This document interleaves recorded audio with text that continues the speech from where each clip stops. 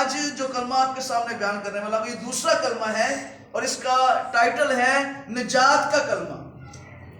تو اس کا مطلب یہ نہیں ہے کہ آپ نے معافی کا کلمہ سنا اور سن کے چلے گئے، معاف کسی کو نہیں کیا، یا جو بھی قصور ہوئے کسی کے یا اپنے آپ کو قصور سمجھا تو معاف نہیں کیا۔ آج دوسرا کلمہ ہے نجات کا کلمہ، تو سن کے پھر نہیں چلے جانا اور نجات نہیں پانی تو فائدہ نہیں۔ اس لیے ضروری کیا ہے، آج ہم جب دوسرے کلمے پر غور کرنے والے ہیں جو لوکا کی انجیل اس کا 23واں باب اس کی 43ویں آیت میں لکھا ہوا ہے، ذرا میرے ساتھ مل کر نکالیے۔ لوکا رسول کی معرفت لکھی گئی انجیل مقدس اس کا 23واں باب۔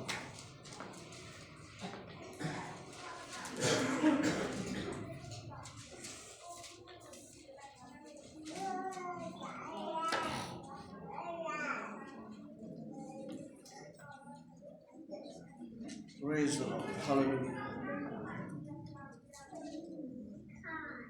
نکالیے جی۔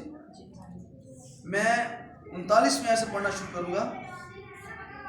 پھر جو بدکار صلیب پر لٹکائے گئے تھے ان میں سے ایک اسے یوں تانا دینے لگا کہ کیا تو مسیح نہیں؟ تو اپنے آپ کو اور ہم کو بچا۔ مگر دوسرے نے اسے جھڑک کر جواب دیا کہ کیا تو خدا سے بھی نہیں ڈرتا؟ حالانکہ اسی سزا میں گرفتار ہے اور ہماری سزا تو واجبی ہے کیونکہ اپنے کاموں کا بدلہ پا رہے ہیں، لیکن اس نے کوئی بیجا کام نہیں کیا۔ پھر اس نے کہا، اے یسوع، جب تو اپنی بادشاہی میں آئے تو مجھے یاد کرنا۔ اس نے اس سے کہا، یعنی یسوع نے اس ڈاکو سے کہا، میں تجھ سے سچ کہتا ہوں کہ آج ہی تو میرے ساتھ فردوس میں ہوگا۔ پاک کلام کا پڑھا اور سنا جانا ہم سب کے لیے باعث برکت ہو، ہم سب کہیں گے آمین۔ کلام خدا میں سے ابھی یہ جو حوالہ ہم نے پڑھا ہے یہ منظر کشی کرتا ہے اس واقعے کی جو اس روز یعنی کہ فرائیڈے کے دن جب یسوع مسیح کو صلیب پر دیا گیا اس روز کی منظر کشی کرتا ہے کہ یسوع مسیح اکیلا صلیب پر نہیں تھا بلکہ اس کے دائیں اور بائیں دو ڈاکو بھی تھے، جن میں سے ایک جو ہے وہ یہ کہتا ہے کہ اگر تو مسیح ہے، تو خدا کا بیٹا ہے، وہ لان تان کر کے اسے یہ بات جتلا کر کہتا ہے تو خود بھی بچ جا اور ہمیں بھی بچا۔ لیکن دوسرا جو ڈاکو ہے اس کا رویہ فرق ہے۔ یہاں پر ہمیں دو رویے نظر آ رہے ہیں، دو ڈاکو نہیں نظر آ رہے، دو رویے نظر آ رہے ہیں۔ ایک وہ جو یسوع مسیح کے بارے میں باتیں کرنے والا ہے، اس کے بارے میں برا سوچنے والا ہے، اور ایک وہ جو اس کی اچھائی بیان کرتا ہے اور اسے کہتا ہے کہ ہم تو اپنے کیے کی سزا پا رہے ہیں، ہم نے تو غلط کام کیے ہیں، ہم تو برے شخص ہیں، ہم تو بدکار ہیں، ہم ڈاکو ہیں، ہم نے کوئی اچھا کام نہیں کیا، ہماری سزا واجبی ہے، ہمیں تو یہی سزا ملنی چاہیے، لیکن اس نے کوئی بیجا کام نہیں کیا۔ اور ساتھ ہی اس نے ایک ریکویسٹ کی ہے۔ ریکویسٹ کیا کی ہے کہ جب تو اپنی بادشاہی میں آئے تو مجھے یاد کرنا۔ اس فکرے کے اندر ایک خاص بات جو ہمیں نظر آتی ہے وہ یہ نظر آتی ہے کہ اس شخص نے نمبر ایک اپنے گناہوں کا اقرار کیا ہے، اس نے مانا ہے کہ ہم گناہ گار ہیں، ہماری زندگی میں گناہ ہے، اس کی حلیمی نظر آتی ہے۔ اور دوسری بات اس کے اندر اس بات کا ایمان نظر آتا ہے کہ وہ یسوع مسیح پر ایمان رکھتے ہوئے کہتے ہیں کہ جب تو بادشاہی میں آئے، اسے یہ یقین ہے کہ یسوع مسیح وہ بادشاہ ہے جو حقیقتاً آئے گا اور اپنی بادشاہی میں لوگوں کو شریک کرے گا۔ وہ اسے اندرونی طور پر اپنے دل سے بادشاہ مان چکا ہے اور مان کر اسے کہتا ہے کہ جب تو اپنی بادشاہی میں آئے تو مجھے یاد کرنا۔ ان دونوں باتوں میں ایک بات جو وہ کر رہا ہے وہ اس کا اقرار اور اس کا ایمان ہے جو اس آیت کے اندر ہمیں ملتا ہے۔ اس کے بعد جب یہ الفاظ یسوع مسیح تک پہنچتے ہیں تو کلام خدا میں لکھا ہوا ہے کہ یسوع نے اس سے کہا، یعنی کہ یسوع نے اس ڈاکو سے کہا، میں تجھ سے سچ کہتا ہوں کہ آج ہی تو میرے ساتھ فردوس میں ہوگا۔ یہاں پر ایک خاص بات میں کرنا چاہتا ہوں۔ بہت سارے لوگ ہیں جو اپنی ساری زندگی گزار دیتے ہیں، اور اگر ان سے کہیں نا توبہ کر لیں، بپتسمہ لے لیں، بپتسمہ کے بغیر نجات نہیں ہے، آپ نجات نہیں پائیں گے، نجات کے لیے ضروری ہے بپتسمہ لینا، تو ان کے پاس ایک یہی حوالہ وہ فوراً نکالیں گے اور رکھ دیں گے۔ دیکھیں جی یہاں پر ڈاکو کے ساتھ کیا ہو رہا ہے، دیکھیں یہاں پر ڈاکو کے ساتھ کیا ہو رہا ہے۔ اس نے تو کوئی توبہ نہیں کی، اس نے تو کوئی بپتسمہ نہیں لیا، لیکن یسوع مسیح سے یہ کہتا ہے تو آج ہی میرے ساتھ فردوس میں ہوگا۔ تو میں ان کو ایک سادہ سا جواب دیتا ہوتا ہوں کہ ڈاکو کی سچویشن اور تھی اور آپ کی سچویشن اور ہے۔ ڈاکو سلیپ پر تھا، آپ سلیپ پر اب نہیں ہو۔ ڈاکو بالکل اینڈ پر تھا، اس کی موت ہونے والی تھی، وہ موت کی سزا اٹھا رہا ہے اور سلیپ پر ہے، لٹکا ہوا ہے۔ اس کے پاس ٹائم نہیں تھا کہ اس کو بپتسمہ بھی دیا جاتا، لیکن چونکہ اس کا اقرار اور اس کا ایمان اتنا زبردست تھا کہ یسوع مسیح نے جاتے جاتے اس دنیا فانی سے کوچ کرتے کرتے اپنی ڈیتھ ہونے سے پہلے بھی اپنے اس مقصد کو پورا کیا جس مقصد کے لیے یسوع مسیح آئے تھے۔ اور ان کا مقصد کیا تھا؟ کلام خدا میں ہم یہ پڑھتے ہیں، ایک خوبصورت سٹوری ہے، اگر آپ پڑھنا چاہیں لوکا کی انجیل اس کا 19واں باب، اس میں آپ کو یہ سٹوری ملے گی جہاں پر نجات کا ایک بڑا زبردست تجربہ ہمیں ملتا ہے، اور زکائی کو وہ تجربہ ہوتا ہے۔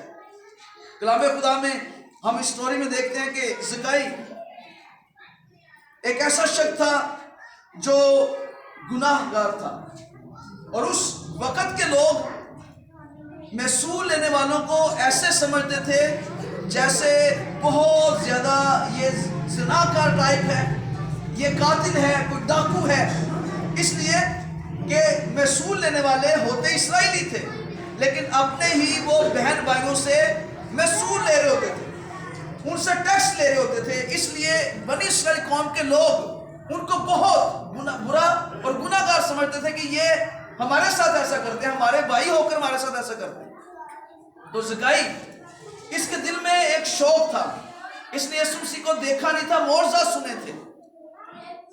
کلام خدا میں لکھا ہے کہ وہ اسے دیکھنے کے لیے ایک گولر کے پیڑ پر چڑھ گیا۔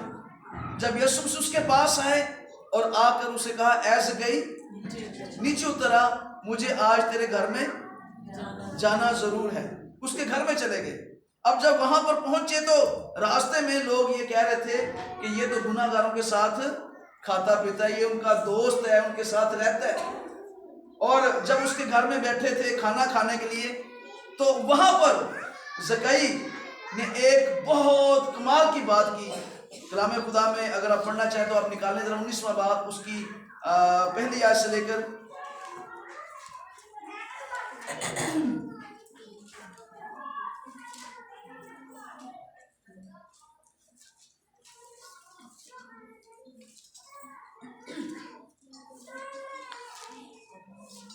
10ویں آیت تک یہ حوالہ ملے گا۔ اس میں زکائی کا اقرار بڑا کمال ہے۔ میں وہ ورڈز پڑھنا چاہتا ہوں، وہ جو سیم الفاظ ہیں، تاکہ وہ ہمارے لیے برکت کا وسیلہ بنے۔ لکھا ہے کہ اور زکائی نے کھڑے ہو کر خداوند سے کہا، اے خداوند دیکھ میں اپنا آدھا مال غریبوں کو دیتا ہوں، اور اگر کسی کا کچھ ناحق لے لیا ہے تو اس کو چوگنا یعنی کہ 4 گنا ادا کرتا ہوں۔ یسوع نے اس سے کہا، آج اس گھر میں نجات آئی ہے، اس لیے کہ یہ بھی ابراہیم کا بیٹا ہے، کیونکہ ابن آدم کھوئے ہوں کو ڈھونڈنے اور نجات دینے آیا ہے۔ یسوع مسیح کا اس دنیا میں آنے کا مقصد یہی تھا کہ وہ لوگ جو گناہ میں زندگی بسر کر رہے ہیں وہ خدا کی بادشاہی کے وارث بن جائیں، وہ خدا کی بادشاہی میں داخل ہو جائیں، ان کی نجات کا انتظام کیا جائے۔ تو یسوع مسیح اپنا مقصد نہیں بھولے، بلکہ وہ صلیب پر بھی جب اسے دیکھا ہے کہ یہ شخص جو ڈاکو ہے، اس نے ساری زندگی وہ اچھا کام نہیں کیا، لیکن اب وہ اقرار کر رہا ہے اور مجھے اپنا بادشاہ مان رہا ہے، تو اس کے لیے نجات کا دروازہ کھول دیا۔ خداوند آج بھی ہم میں سے ہر ایک کی نجات چاہتا ہے، وہ کسی کی ہلاکت نہیں چاہتا، بلکہ وہ یہ چاہتا ہے کہ ہر ایک کی توبہ تک نوبت پہنچے۔ اور یہاں پر ایک خاص بات جو یسوع مسیح نے کہی کہ اس لیے کہ یہ بھی ابراہام کا بیٹا ہے، اس چیز کو پڑھتے ہوئے مجھے فوراً یہ حوالہ کلام خدا میں سے وہ ملتا ہے، جس میں زبور خروج کی کتاب اس کا 22واں باب اس کی پہلی آیت میں یہ لکھا ہے کہ اگر تو کسی کا نقصان کرے تو تجھے اس کا ہرجانہ بھرنا پڑے تو ایک کے بدلے میں 4 بھرنا ہے، ایک کے بدلے میں 4 گنا تمہیں واپس کرنا ہے۔ تو یسوع مسیح نے یہ بات کہی چونکہ یہ اسرائیل میں سے ہے، ابراہام کے خاندان میں سے ہے، ابراہام کی نسل میں سے ہے، اس لیے اس نے یہ فیصلہ کیا ہے کہ میں نے اگر کسی سے لیا ہے تو اسے 4 گنا واپس کروں گا۔ اور اسی سبب سے یسوع مسیح نے اس کے لیے بھی دروازہ کھولا اور کہا کہ آج اس گھر میں نجات آئی ہے، نجات یسوع مسیح کے وسیلہ سے اس دنیا میں آئی ہے۔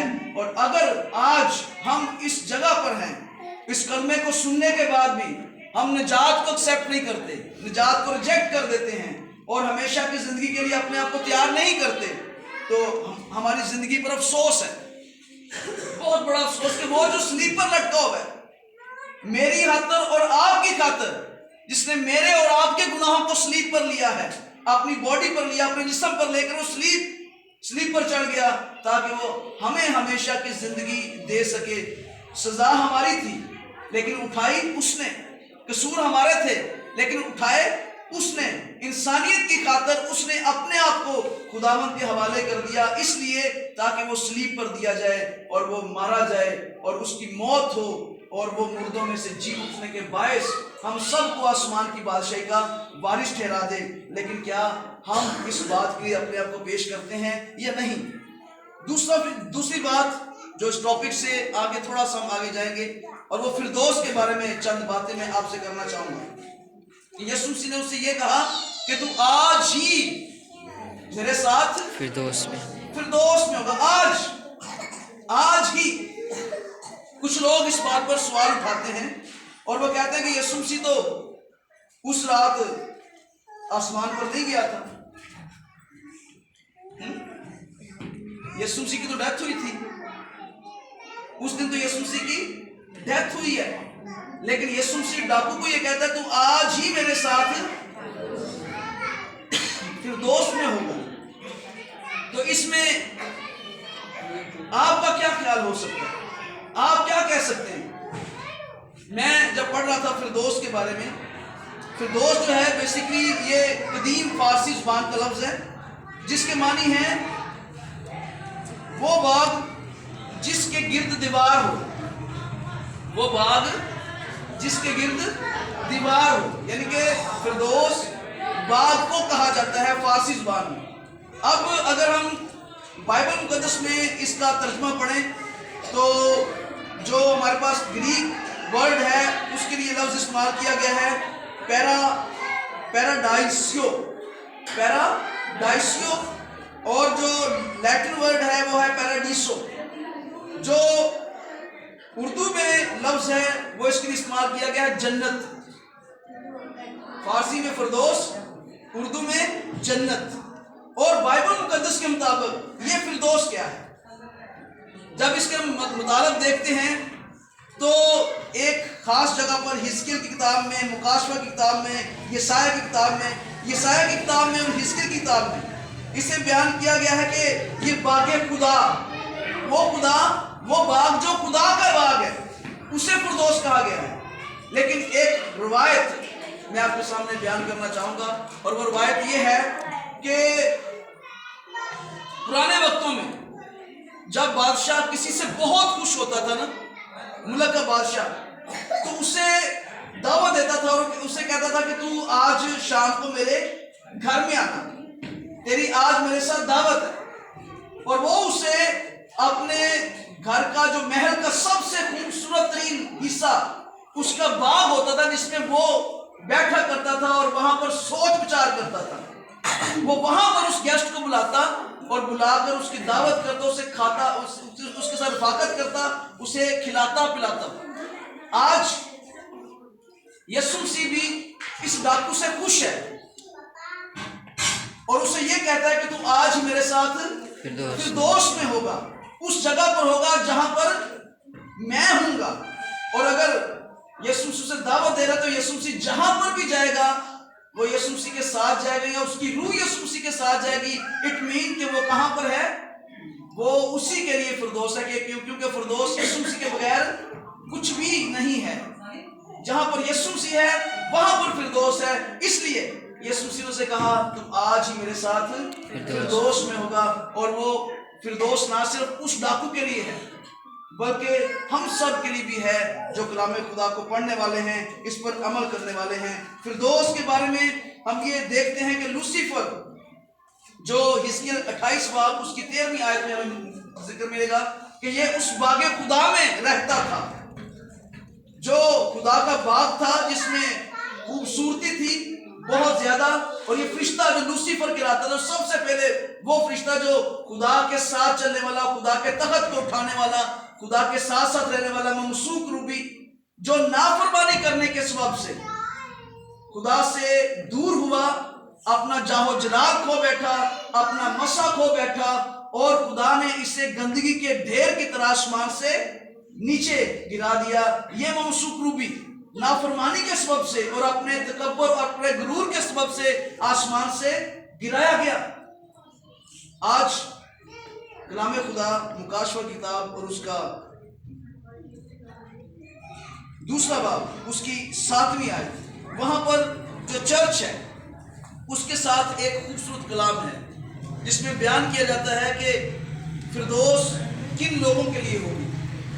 2 باب اور اس کی 7ویں آیت، جس کے کان ہو وہ سنے کہ روح کلیسیاؤں سے کیا فرماتا ہے۔